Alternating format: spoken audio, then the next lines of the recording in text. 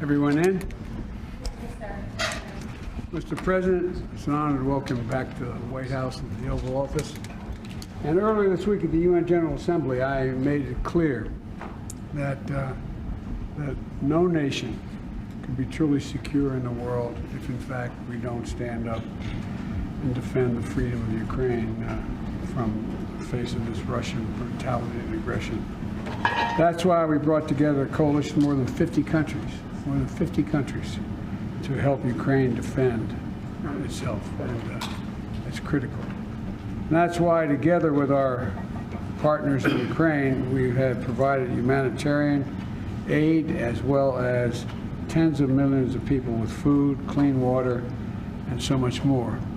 And that's why we've begun the process of formalizing our long-term commitment to Ukraine's security alongside the G7 and with other partners.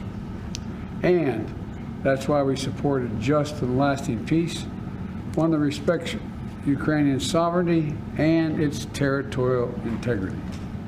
Mr. President, the brave people of Ukraine, and that's not hyperbole, the people of Ukraine have shown enormous bravery, have inspired the world, literally inspired the world with their determination to defend these principles. And together with our partners and allies, the American people are determined to see to it that we do all we can to ensure the world stands with you, and that is our overwhelming objective right now. So welcome. We have much to talk about.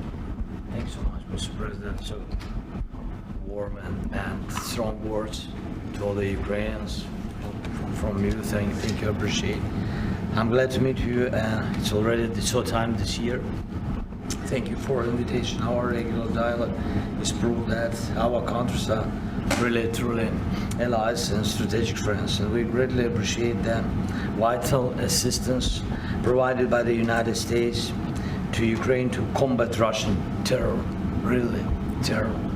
Today I'm in Washington to strengthen our coalition to defend Ukrainian children, our families, our homes, freedom and democracy in the world. And I started my day in the US Congress to thank its members and to people of America for all the big, huge support. I felt trust between us, and it allowed us to have a frank and constructive dialogue, Mr. President, and this trust and support I felt from both chambers and both parties. I'm grateful for this. Then with the First Lady, I honored innocent victims of September 11 Memorial in Pentagon, all those who